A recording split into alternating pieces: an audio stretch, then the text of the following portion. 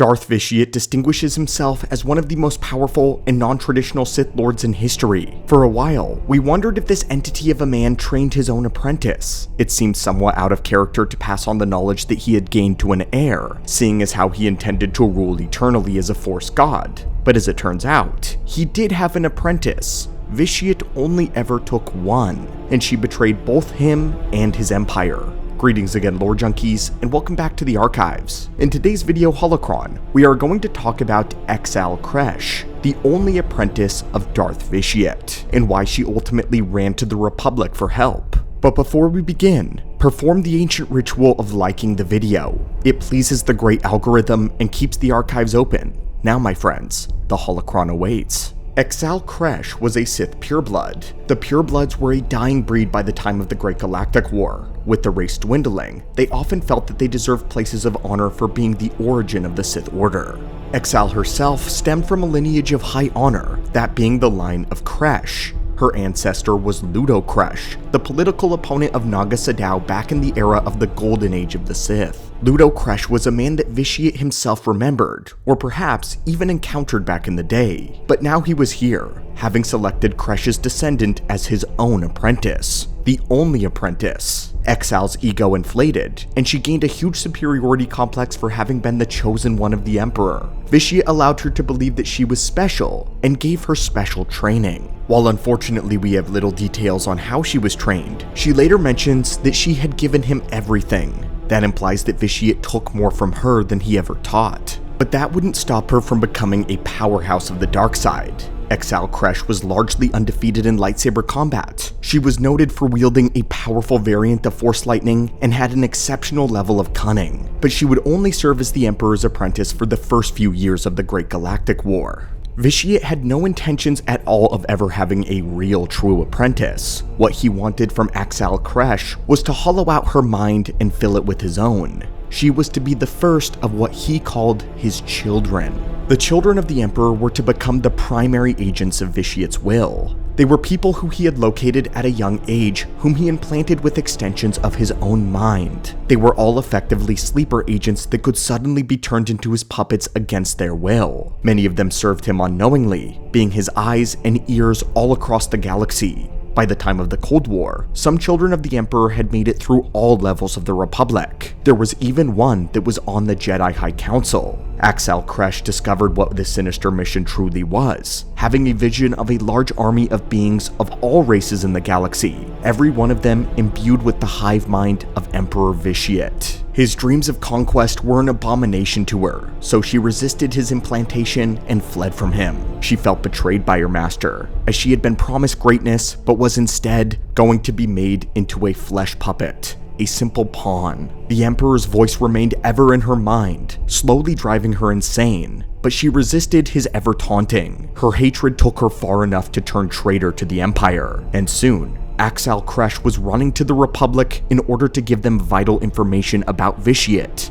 information that she intended to take directly to the Jedi. She did not divulge who she was, but she gained their trust by first giving them important strategic intel about the Imperial military movement. She then started giving them much more. Her intention was not necessarily to help the Republic win this war, but to sabotage her master at every single turn. Vishet continued to use his link in her mind to torment her, persistent taunts and commands. He would order her to submit, to give in to his voice. Kressh was not able to overcome his power for long, so she knew that she was on the clock. Because of her treachery, the Dark Council would recall a certain Sith acolyte by the name of Kel. He had been disgraced after his master committed heretical acts in a bid for power. Darth Mar had first tested him by saying that Kel slay his master.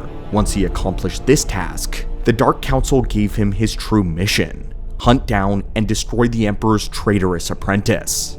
Kel was shocked that she would betray the Empire, and took to his task with zeal. He first confronted her on Lenico Colony Blue, a space station positioned over the planet of Lenico 4. Exal Kressh had cunningly used her mental link to Vishet to convince him that Lysano 4 was her homeworld. This would stall him by having him send resources there in order to capture her. When the two fought, Kel found himself vastly out of his depth. The apprentice of Vishet was exceptionally powerful and easily defeated him.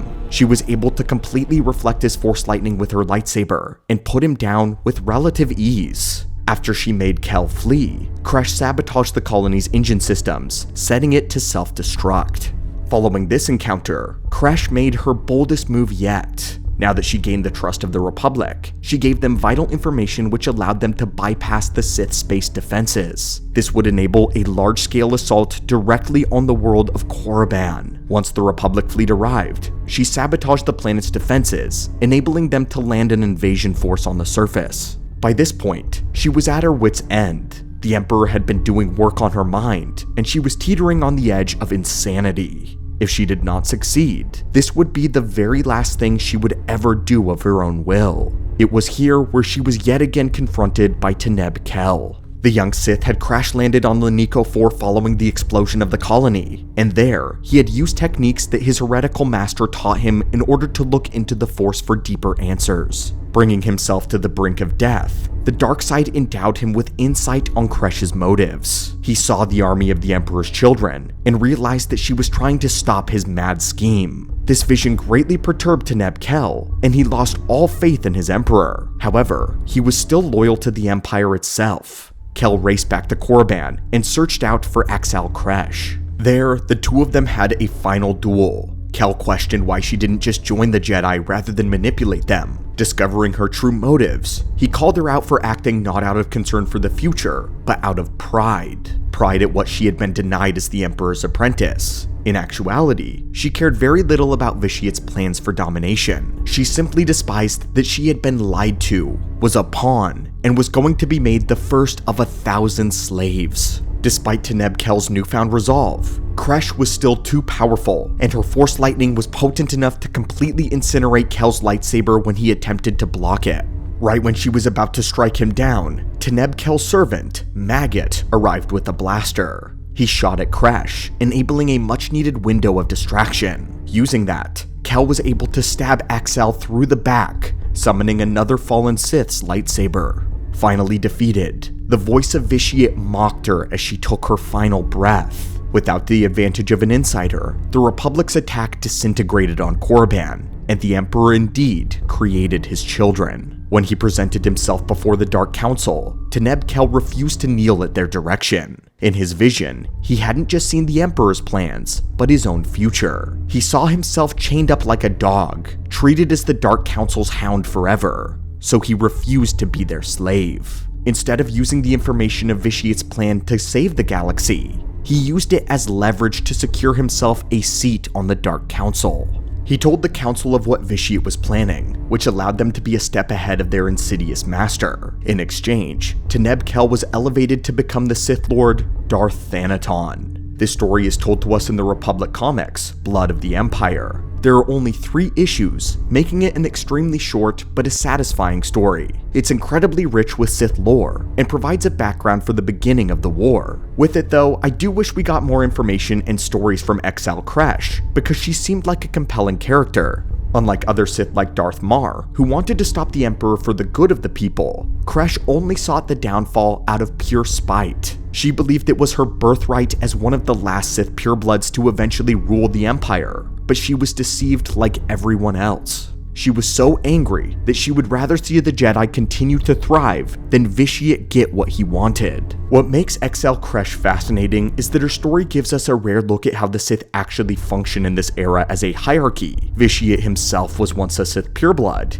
and here he betrays his own kind while pretending to honor them. He elevates Kressh because of her lineage, makes her feel chosen, almost revered, but in reality, she's just the first of his pawns. It shows that Vishet rejects the Sith legacy entirely unless it serves his own personal power, and that's something we'll see taken even further when he later becomes Valkorian. At the same time, this story makes it clear that the Dark Council is not ignorant of Vishet's schemes either. They're watching him, maneuvering around him, even while fighting the Republic. The result is a Sith Empire at war on 2 fronts, against the Republic and against itself, proving that there is no trust among Sith, no matter how high you climb. I also noticed that with Exal Kressh, she is fascinating because history seems to repeat itself in the way that it often does in Star Wars. Just like her ancestor Ludo Kressh played second fiddle to Naga Sadow, Exal finds herself reduced to a tool beneath an even greater Sith. The Kressh legacy seems cursed to always come in second place. In terms of lore, this explanation perfectly reveals why the Emperor never took another apprentice, and felt threatened by anyone who worked too close to him.